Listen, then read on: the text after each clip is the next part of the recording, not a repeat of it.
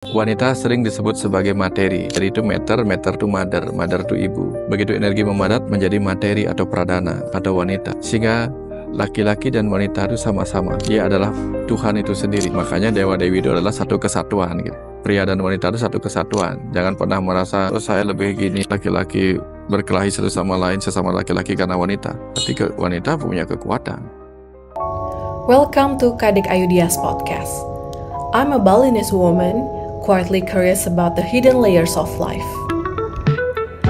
Hari ini kita kehadiran narasumber spesial kita, Pak Dr. Wayan Mustika. Pak Wayan adalah seorang tokoh spiritual asal Bali yang dikenal sebagai dokter, pembicara, pembimbing spiritual, dan fasilitator meditasi serta penyembuhan holistik.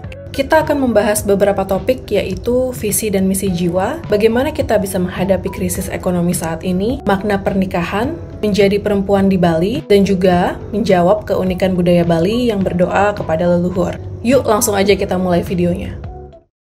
Hai everyone, selamat datang di YouTube Kadek Ayudia, dan hari ini kita kedatangan tamu yang sangat spesial, the one and only Pak Dr. Wayan Mustika. Om Swastiastu, Pak. Swastiastu, Dek. Terima kasih Pak Wayan, terima kasih sekali udah mau nyempetin waktunya Pak untuk bisa datang ke podcast saya Pak Wayan. Dia ini kan nggak pernah tinggal di Bali walaupun menjadi orang Bali ya Pak ya.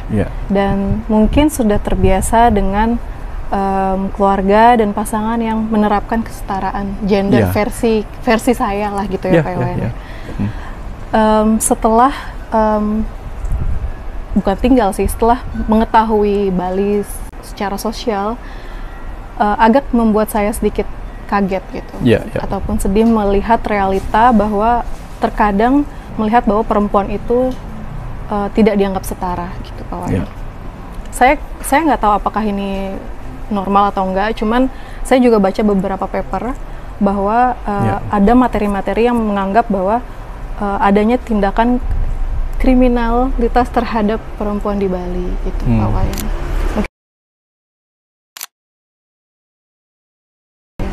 Mungkin ada ekspektasi sosial terhadap perempuan di Bali gitu, apalagi setelah menikah dan setelah punya anak gitu Pak Wayan. Hal ini membuat Dek sebenarnya bertanya-tanya gitu, kalaupun memang ini adalah sesuatu ketidakadilan gitu, dan menganggap bahwa perempuan adalah manusia kelas 2 gitu Pak Wayan. Kenapa wanita itu bisa dilahirkan atau kenapa ada wanita di dunia ini? Ya, kadang-kadang persepsi bisa memunculkan seperti itu juga. Padahal di Bali itu kita memperlakukan sama. Contoh. Dalam ajaran sastra, orang tua itu disebutnya dewa. Orang tua itu dewa. Pitri dewa bawa, ayah adalah dewa, mitri dewa bawa, ibu adalah dewa. Jadi ayah dan ibu adalah dewa, kan setara? Iya. Setara. Ayah dan ibu adalah dewa. Itu yang pertama, kesetaraan di situ. Yang berikutnya, Brahma adalah pencipta, dewa pencipta. Tapi saktinya adalah Dewi Saraswati. Jadi wanita itu saktinya. Siwa pelebur, saktinya Durga. Nah, jadi dalam hal ini dua-duanya memiliki kesetaraan dalam hal pengakuan. Contohnya, ketika menjadi pendeta, dua-duanya harus menjadi pendeta, nggak boleh satu. Disebutnya apasang lingga. Tapi dalam upacara, yang pendeta laki-laki menjadi wiku yang pemuput, yang memimpin upacara. Tapi yang wanita disebutnya tapini, dewanya upacara. Jadi diperlakukan dengan hormat yang sama, nggak ada tidak dihormati. Masuk ke wilayah Banjar, laki-lakinya misalnya menjadi bendesa, pemimpin adat, yang wanitanya menjadi ketua WHDI, wanita Hindu Dharma Indonesia. Ketika masuk di Banjar, laki-laki menjadi klien Banjar, wanitanya bisa menjadi ketua PKK. Jadi mereka disetarakan, nggak ada yang berubah gitu. Kemudian, mungkin yang tampak menunjukkan ada perbedaan adalah tentang urusan warisan, mungkin ya. Iya Pak. Sehingga ketika ada anak keluarga tidak punya anak laki-laki, menganggap dirinya merasa kecewa. Karena memang ada dalam sastra yang bisa menyeberangkan roh leluhur dari alam neraka put, neraka put namanya, yang bisa membebaskan adalah putra. Putra. Tapi putra itu yang dimaksud bukan laki-laki. Putra. Anak itu artinya. Put neraka, tra itu membebaskan dari neraka ini. Karena apa?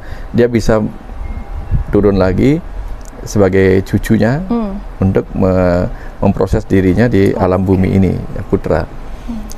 Terus bagaimana kalau dia tidak punya putra dalam hati laki-laki, anak laki-laki? Si anak wanita itu bisa menjadi putra dengan upacara yang disebut sentana rajak. Sentana artinya pewaris, rajak artinya pengukuhan.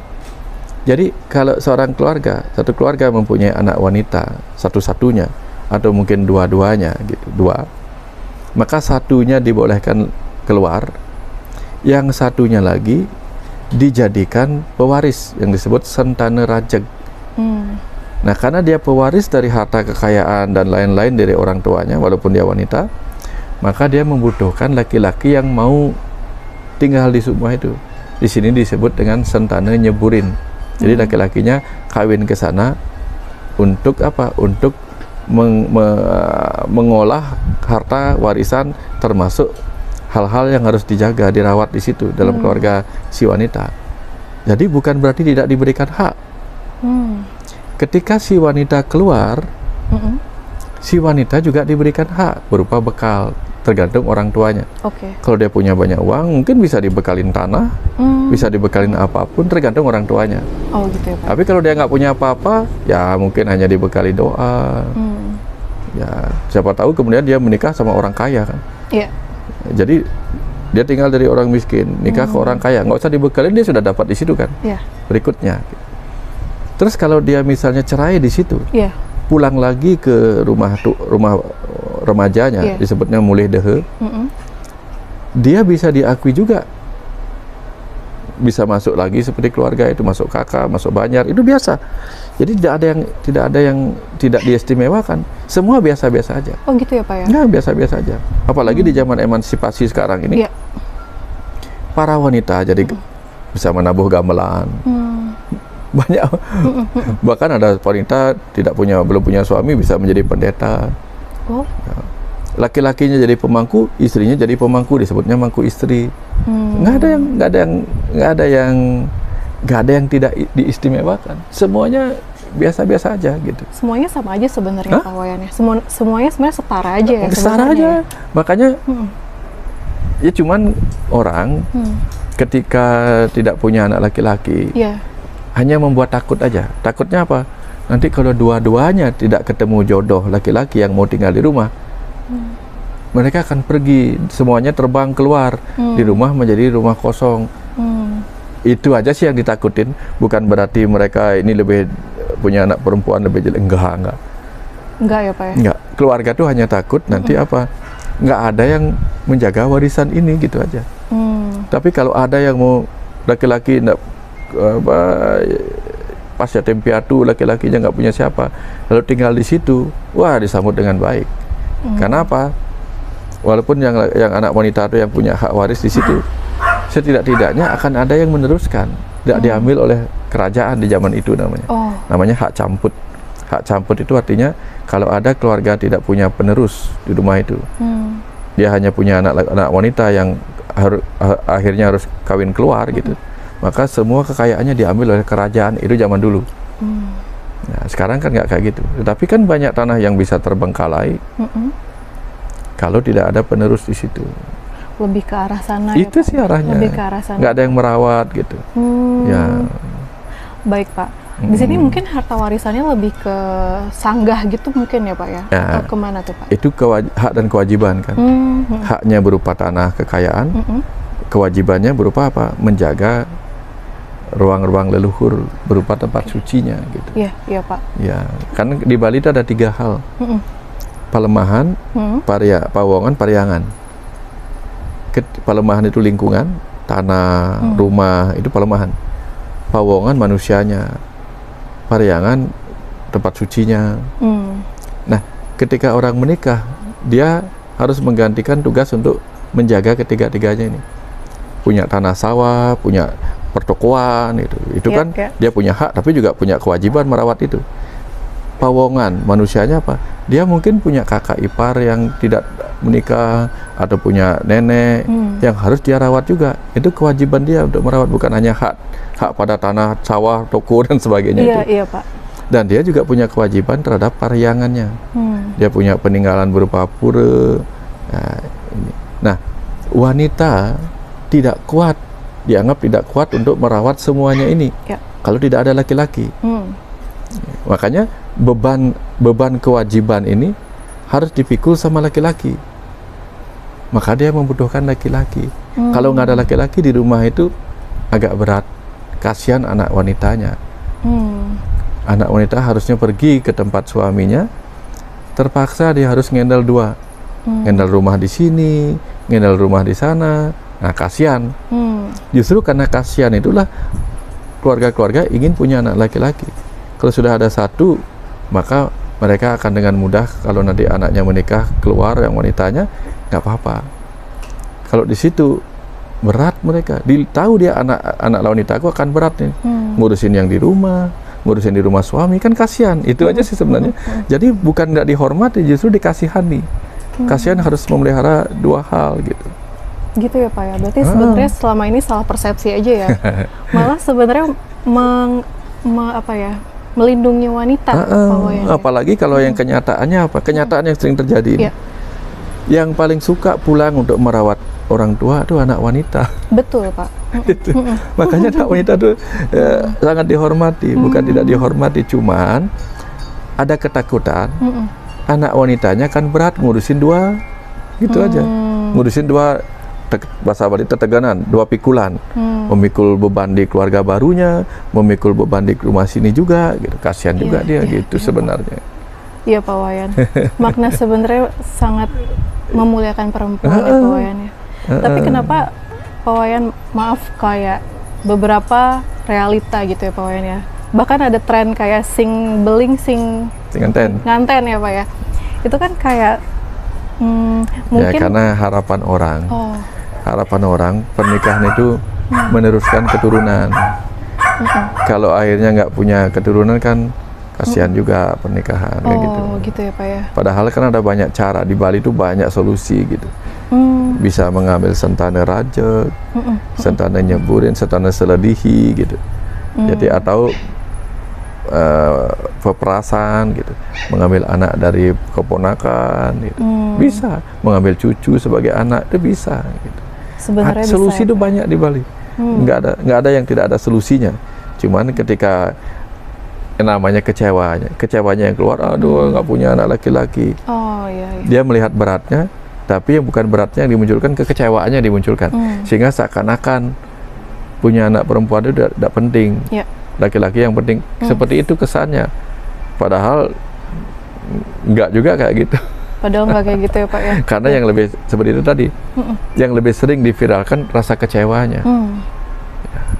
Padahal mereka tahu, ya kadang-kadang, ya bukan kadang-kadang, malah yang paling sering dirindukan orang tua tuh si anak-anak yang pulang jauh itu. Orang tua itu jarang menangis kalau anak laki-lakinya menikah, tapi dia menangis kalau anak wanitanya menikah keluar.